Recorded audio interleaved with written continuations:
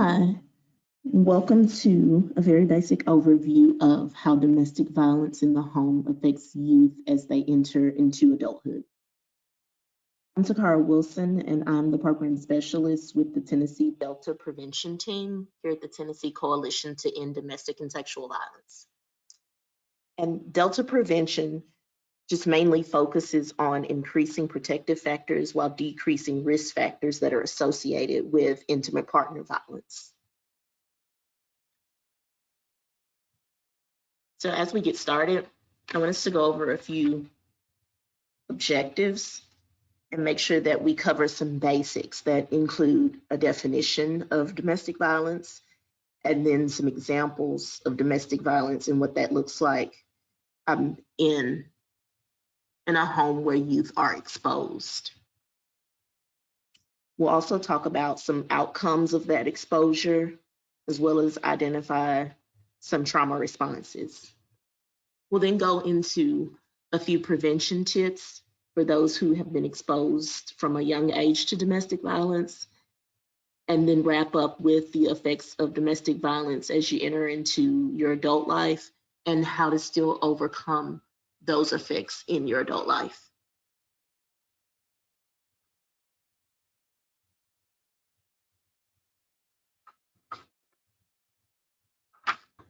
So, domestic violence is abuse or aggression that occurs in a romantic relationship. And for the purpose of our training, it's important to know that domestic violence may be interchanged with the term intimate partner violence. So, intimate partner violence can refer to a current or a past partner and isn't defined by the severity of the abuse that's taking place. There's also no minimum number of occurrences to determine whether or not it is, in fact, defined as domestic violence. It's also important to remember that once the abuse or aggression is towards the child or children in the home, it then becomes child abuse. Now, child abuse and intimate partner violence can overlap. So, a child who has witnessed domestic violence can be considered a child that's been abused or neglected. I think what is interesting as well as alarming is that studies show about 3.3 million up to 10 million children are exposed to domestic violence in their homes each year. And so you have to look at that as 3.3 million up to 10 million children who grow up to be adults who have not yet dealt with the trauma of experiencing that domestic violence in their home.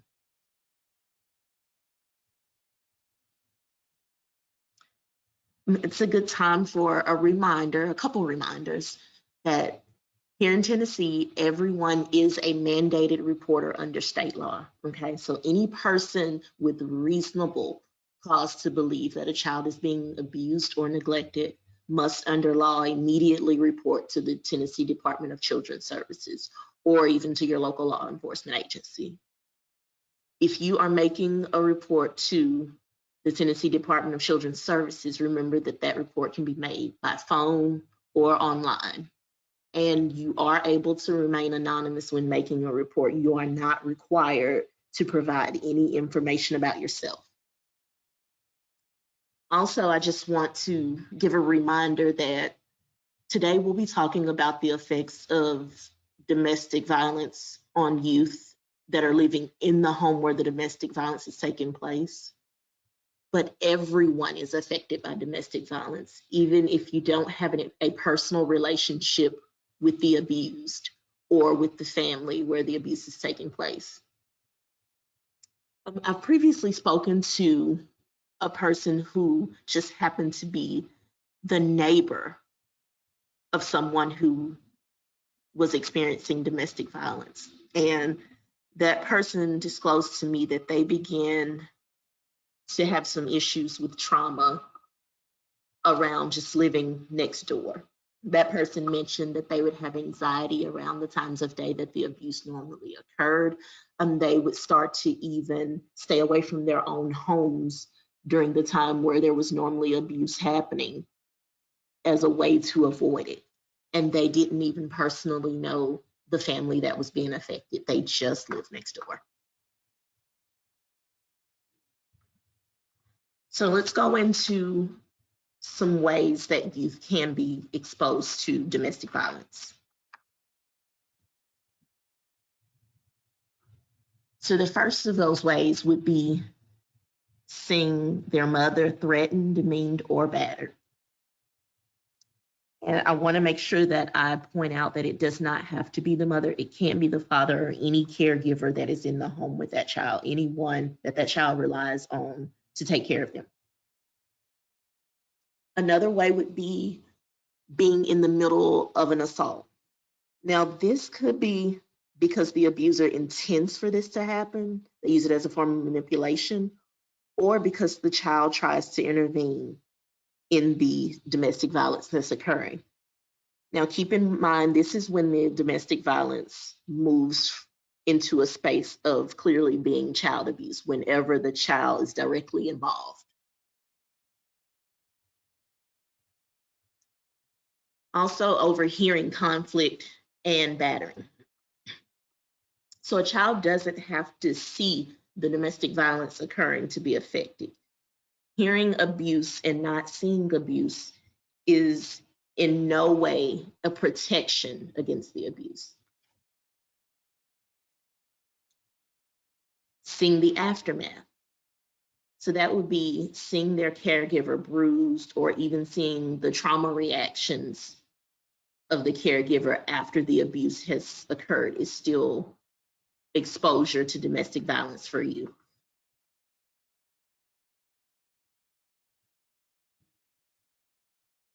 Okay, some other ways. Living in a household dominated by tension and fear. So that would be feeling like everyone's walking on eggshells in the home all the time. And this could be because either there's fear of the abuse starting again, or even fear of the abuse escalating.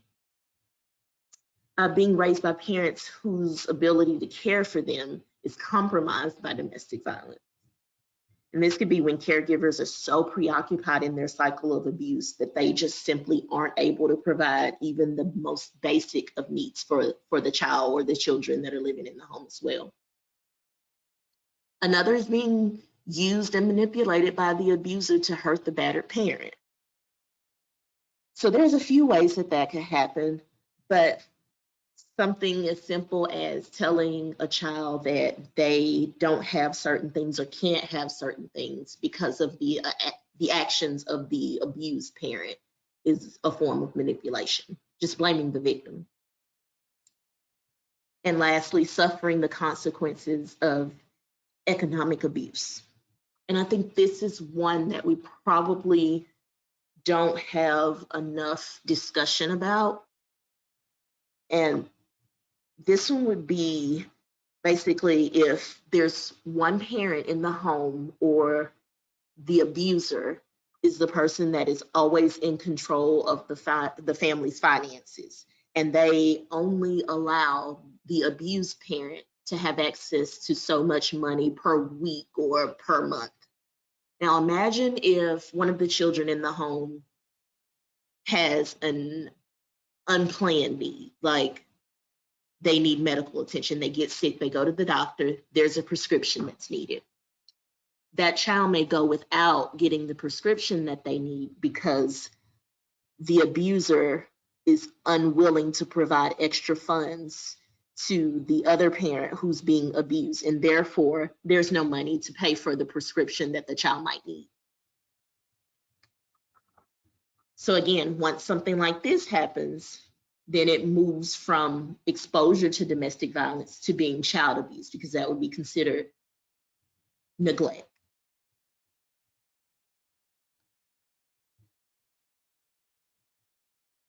I think the best way to understand exposure for children to domestic violence is by hearing directly from them.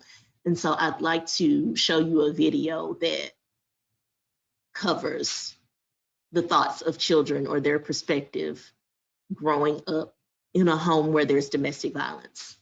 And I want to make sure that I mention that if this video feels like too much, it feels too heavy, if you feel triggered, please step away. The video is about 3.5 minutes long. So after that time, if you want to come back, that'll be perfectly fine. I'll give a little time at the end to allow for people to come back into the webinar if they needed to step away. Make sure your volume's up really high so you're able to hear.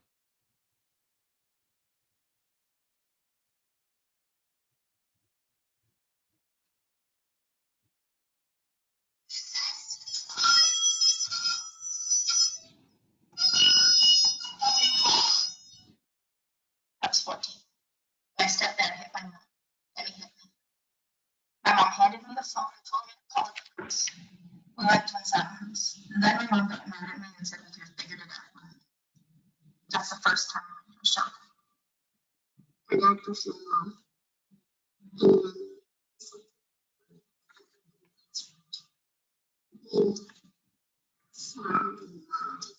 And my dad was pushing my mom for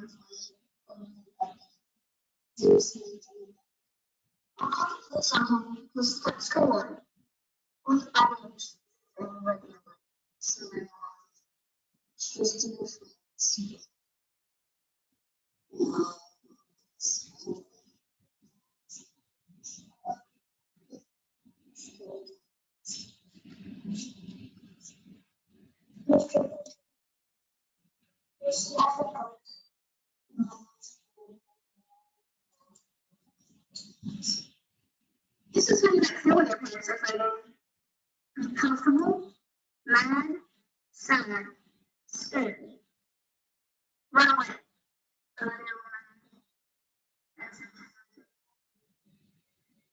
and the girl with red hair.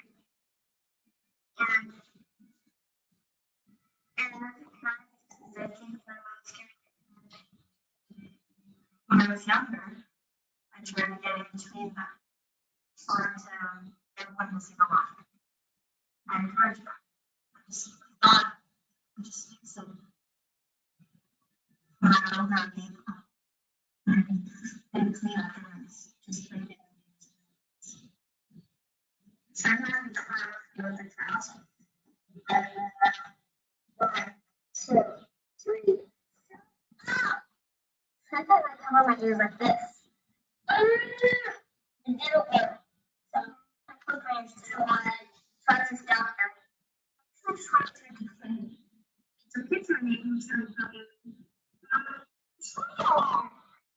Try to run away, leave my house, just run. We have to go to the park. We have the same thing as friend. I was worried about my mom. Maybe she'll get a walk around. Is that good with you? I went to run with my sister. I was scared. I went somewhere to hide. Somewhere safe. The garden was my safe place. No, my guys partying outside because of the neighbors. Stay outside. Just chasing my dog. I was chasing. We went like on the weekend to our dad's. My dog was jumping on me.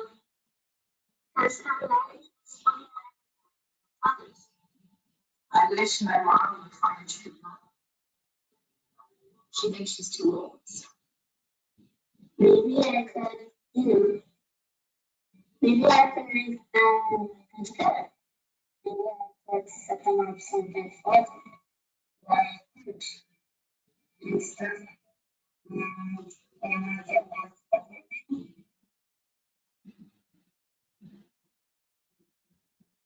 Okay, I'm going to give just a couple seconds for everybody to take a deep breath and for those that needed to step away to get back into the webinar.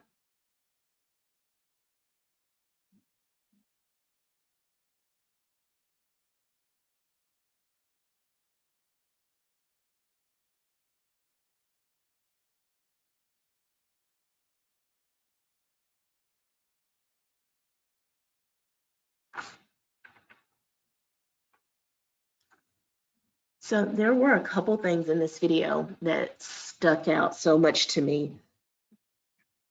A lot of the kids that gave their perspective have actually seen the abuse take place. And also, they were able to be very detailed about their parents' relationships.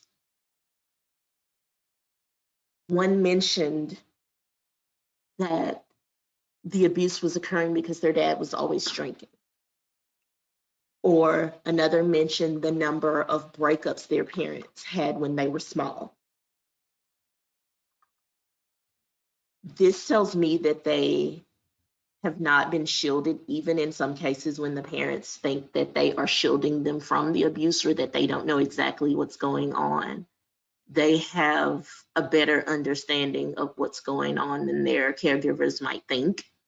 There was one child that mentioned that she just gave up on her parents mainly, but I think that there's some truth to that moving forward probably in her life about giving up once she was exposed to the domestic violence between her parents in their home.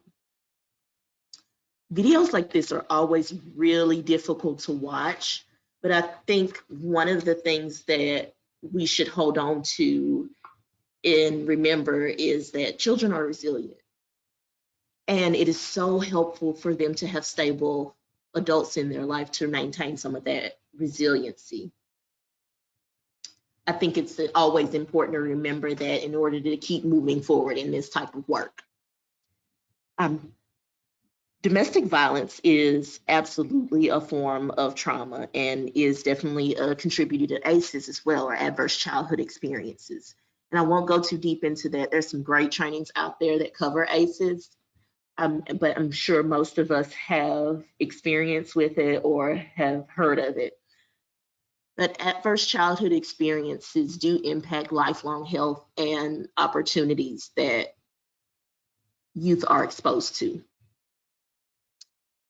According to the CDC, 61% of adults had at least one ACE, and then 1 in 6 had 4 or more. So that's a really large number. And exposure to domestic violence is included in that. So what are some of the effects of exposure? Once a child's been exposed, what happens to them next? Okay. So there's not a standard list of how domestic violence exposure shows up, but these are some of the more common ways that it's been seen. And the first includes believing that the abuse is their fault.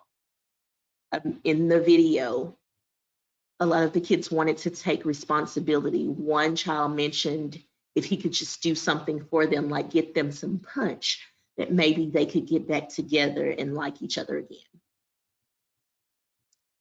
Another would be turning against the mother or the father or having ambivalent feelings about both parents. So not having any really strong connections to one or both of their caregivers. Also feeling that they're alone. They may feel like there's no one who understands them or no one that is willing to listen to what's happening to them. Another is being afraid to talk about the abuse or express their feelings. They may have a fear of consequence. And some of those consequences is that the domestic violence could get worse in their home, or they may even feel like if they tell someone, then they're going to break up their family. And so for them, oftentimes not telling is a way to protect themselves and to protect their caregivers.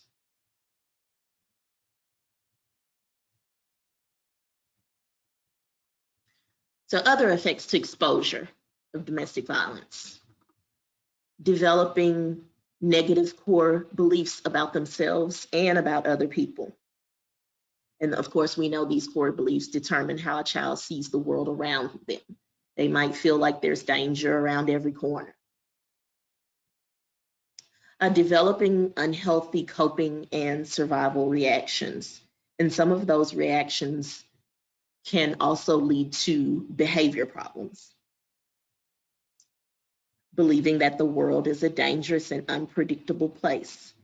So this goes back to what they've adopted as their core beliefs due to the exposure to domestic violence.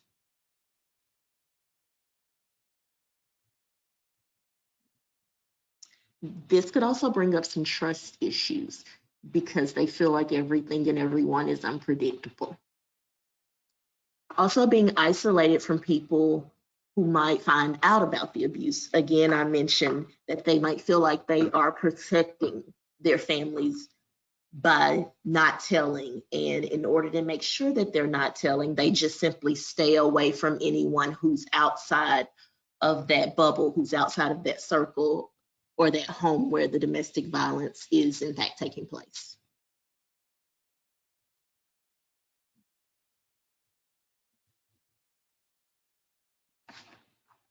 Okay. So I'd like to break down some of those trauma responses. Before that, it was just a quick overview, but I'd like to break some of them down as what you might see at a specific age or within a specific age group. So from birth to 5 years old, some of the trauma responses might be sleep or eating disruptions, a withdrawal or lack of responsiveness, some intense separation anxiety, inconsolable crying, developmental regression or loss of acquired skills, intense anxiety, worries, or new fears, increased aggression and or impulsive behavior. And I think that birth to 5 years can be the most difficult to assist with because during these years, a child is learning still to communicate. And so it might be a little bit more difficult to figure out if a child is simply doing what a baby or a toddler does, or if there is trauma attached to their behaviors, such as the inconsolable crying or the intense separation anxiety.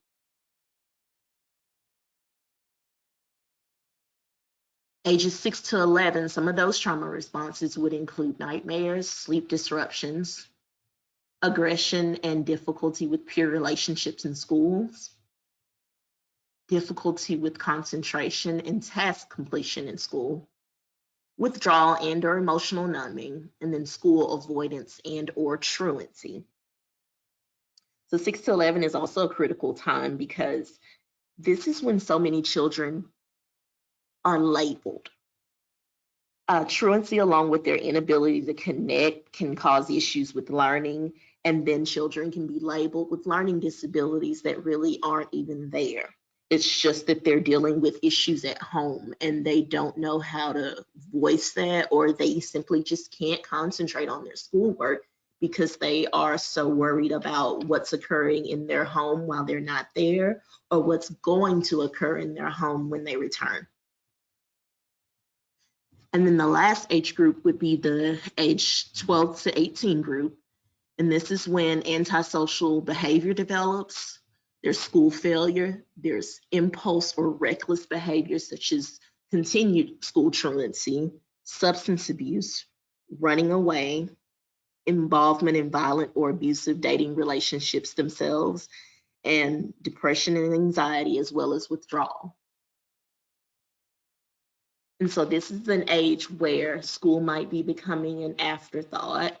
Um, they've chosen their friend group who may also be experiencing trauma. They're experimenting with substance abuse and they are practicing what they've seen at home. So then comes the involvement in abusive relationships, whether they are the abuser themselves or they become the victims in the abusive relationship.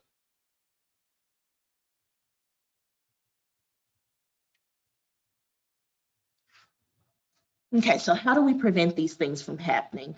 What do we do?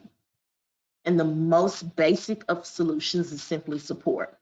And so these are a few ways that we can use that support as prevention of some of these trauma responses.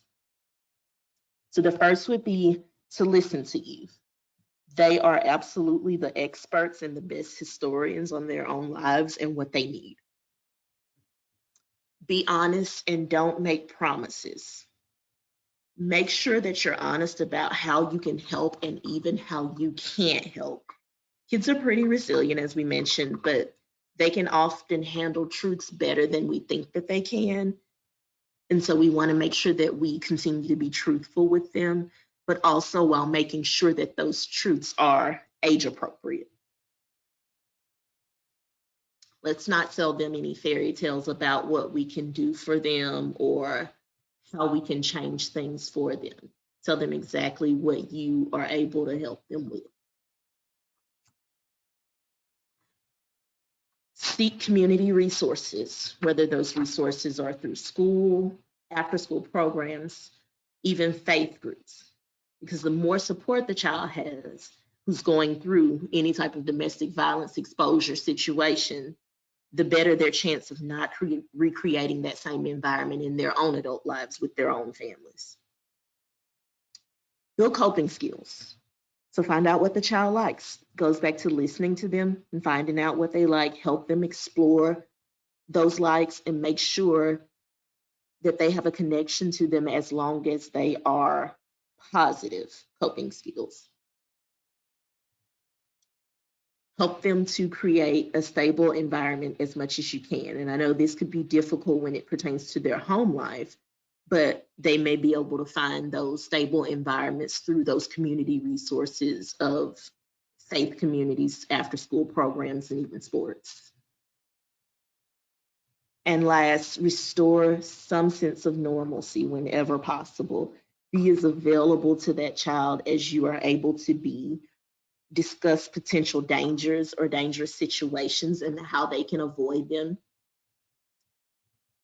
And a really big help for them is to allow them to express themselves and allow them to express themselves about anything, whether that's related to the domestic violence exposure or not.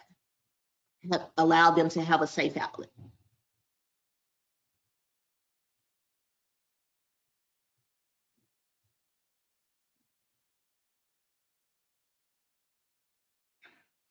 Okay.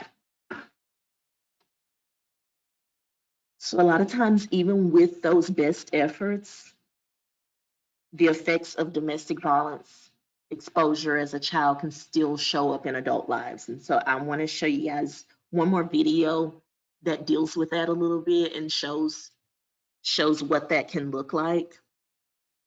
Again, if this is something that you find hard to watch, this video as well is about 3.5 to 4 minutes. So please feel free to step away and then just come back in about 3.5, 4 minutes, and I'll give some time for everyone to get back and for everyone to, again, just take a deep breath and sit with what he says in the video.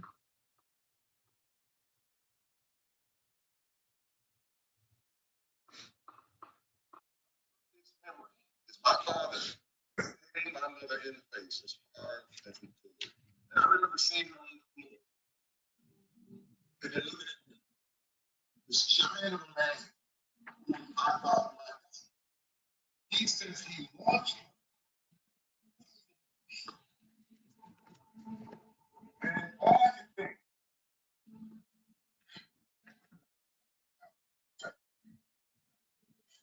how would you protect her? And how wrong it was.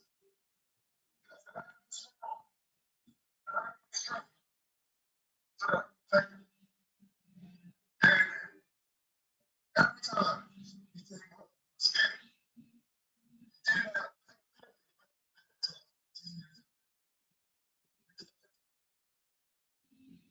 Oh, wake up.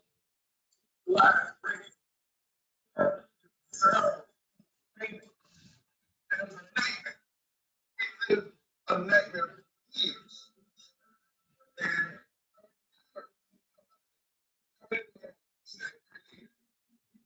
And I said, you're going to stop. You're going to take that. So she come back in. She said,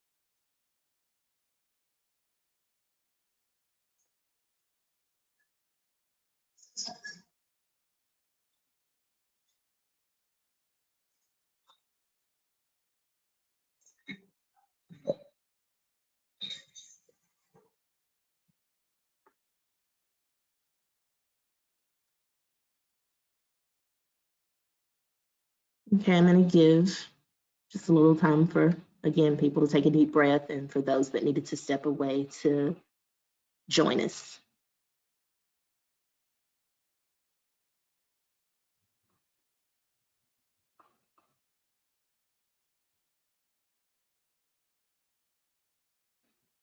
Okay, so I have to say that some of the things that stood out about this video for me are the similarities between what he's saying he experienced as a child and then what some of the kids in the last video mentioned that they were experiencing.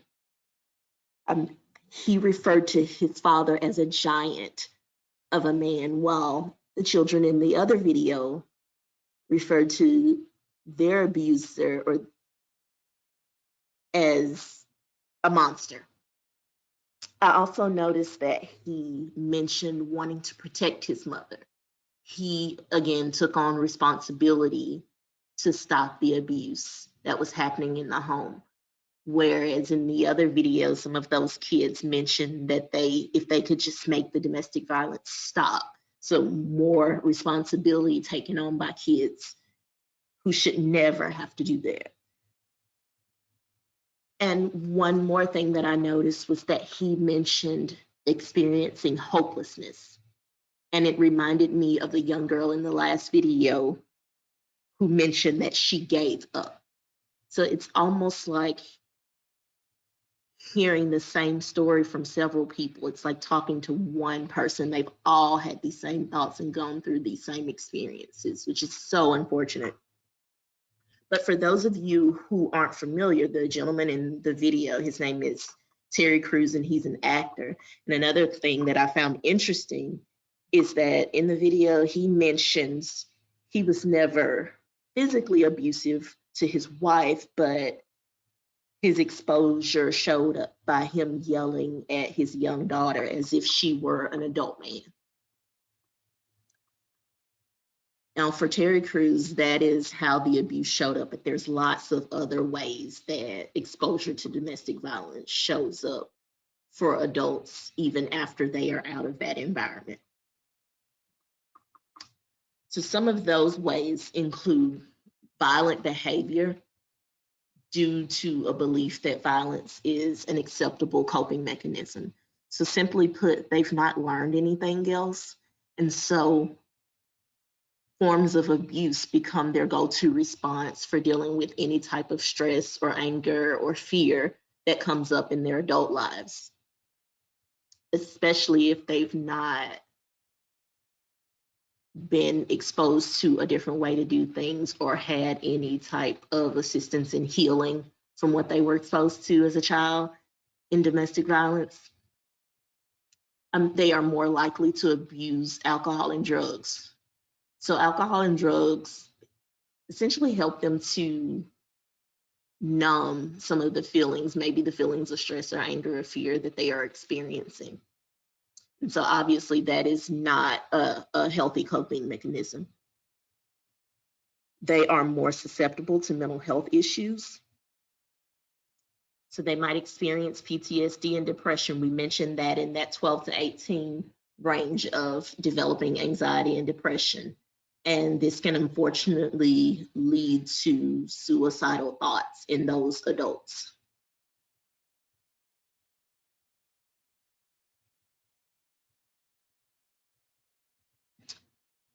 Also, adults who were exposed to domestic violence in their homes as youth are more likely to have serious health issues. So again, back to ACEs. Due to ACEs, there's a greater risk of heart attack, autoimmune diseases, and several other medical issues. The CDC has reported that approximately 1.9 million cases of heart disease could have been avoided simply by preventing ACEs. That is a large number. Difficulty bonding, they can experience difficulty with relationships. Those relationships that they do have may be superficial. They may have ineffective communication skills. They may have never even experienced healthy communication. And by not having that experience, they don't know how to communicate without violence, without yelling. Terry Crews mentioned that he yelled at his small daughter. He didn't have the skills to communicate effectively without doing so. A big issue is homelessness because simply of desperation. They are so desperate to leave the home where the trauma took place, where the domestic violence took place, that they leave often without a plan of how they're going to care for themselves, often without any type of life skills to take care of themselves. And this can lead to a cycle of homelessness. It can lead them into alcohol and drugs, and it can also lead them into relationships where domestic violence is involved themselves.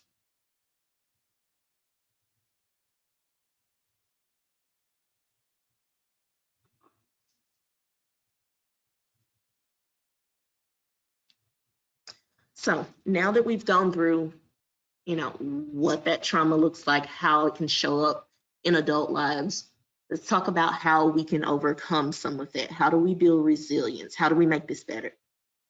Even if it wasn't made better in their youth, how do we still overcome years later? So one of the ways is to practice mindfulness, journaling. Some people love to put pen to paper and write out their feelings. Some of us don't feel like we maybe have the time to sit and journal. And I was introduced to something called video journaling. And I think it's helpful for those of us who need to feel like they are maximizing all of their time.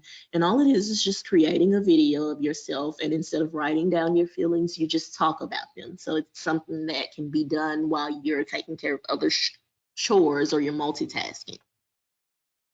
It's also a good way to track progress, because you can go back and look at those videos and just kind of see what space you were in and how much you've overcome over time. Another way to practice mindfulness is yoga. Some of us are still living in the land of quarantine, and so yoga can be practiced in your own home. There's lots of videos for beginners all the way to expert that are available on YouTube. There are a lot of yoga studios that have now started to provide online classes where they will teach the class live and you can just hop into a Zoom room and participate. Another way to practice mindfulness would be prayer and or meditation. This is something that can be done and can be a very private thing, and it does not have to be associated or affiliated with a faith-based group for you to take advantage of this option as well. Also, try to make connections. Build one-on-one relationships, join groups. I mentioned before that a lot of times those who have had early exposure to domestic violence have communication issues. So a good way to work on that is have one-on-one relationships, and not just any relationship, but positive relationships. Join groups that are positive, that are going to support your interests, and also groups that are going to support your healing.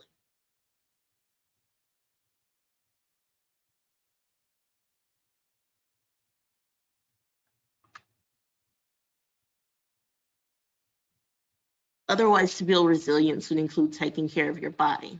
Try, if at all possible, to practice proper nutrition. Again, we've been living in the land of quarantine for a while, so I would imagine that I'm not the only one whose eating habits have been affected by quarantine and remote work. But whenever possible, try to practice those good nutrition habits. Make sure that you are regularly visiting a medical professional, not just when you're sick. Try to do that on a regular basis. Think of visiting a medical professional as a form of prevention. So remember when we talked about how there, due to those ACEs, there is an increased issue with health concerns. Some of those could be prevented by just seeing a medical professional early and taking care of some of those issues before they are able to get out of hand. Another way to take care of your body is to exercise regularly. Again, quarantine has kind of probably thrown some of us off with that, but you are able to do that in your home. Again, YouTube's a good source of videos for that. Some of the gyms are starting to open back up. And even if you're not someone who heavily exercises, I think that any type of physical activity, even back to the yoga, is still helpful. You just want to get your body moving. Other ways would include embracing healthy thoughts and maintaining just a hopeful outlook. Make sure you're setting goals for yourself. They don't have to be these big, grand goals, just baby steps, small goals at a time, and achieving those and moving into some larger goals at a later time once you've set and completed the smaller goals. Find a way to accept change, whether that change is positive or negative. Make sure that you are able to identify irrational thinking. A lot of times this can show up, especially when you have experienced trauma. And a really good way to be able to identify that irrational thinking is through counseling.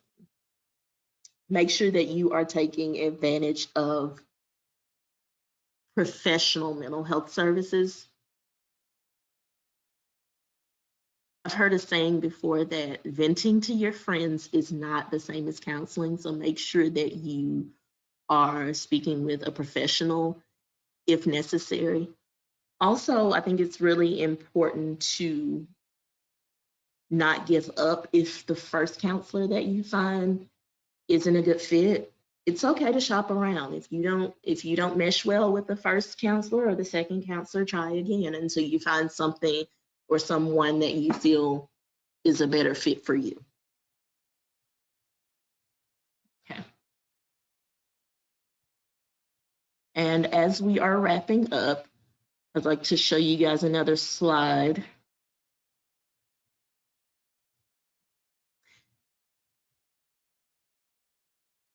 And as this pulls up, I'm sure you're wondering, if we are talking about resilience and survival, why are we looking at a slide of celebrities? And I just like to end with this picture because I'm a visual person and I want to show pictures of some measure of success.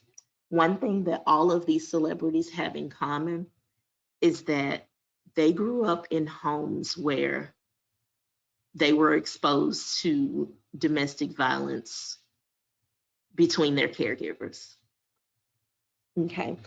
And we live in a society that's driven by pop culture. So, what better way to show success and survival and resilience than by showing you guys some celebrities who have overcome? I think one of my favorites is probably Tina Turner because she's a really good example of the domestic violence exposure and what it can turn into. Most people know about the domestic violence that she experienced as an adult, but not everyone is aware that it started with her being exposed to domestic violence by seeing her parents in a domestic violence relationship. And so she went through that as a child and then grew up to herself become involved in domestic violence, have alcohol and drug issues.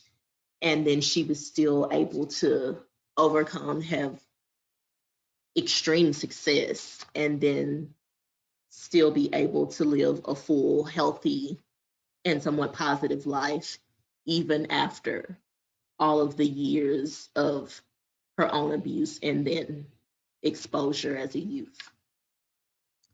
And that's going to wrap us up for the day. But I want to make sure that I show you guys some of the resources that I used to create the presentation. There are so many more, but these were some of the main ones that I used. If you're interested in any of those resources, please don't hesitate to send me an email or give me a call. If you're anything like me, you think about your questions after the webinar has ended and then you're going back wishing that you had the opportunity to ask the question. So definitely reach out at any time if you have any questions about the information from today or just need some of the resources that I've used. But otherwise, thank you guys for joining me.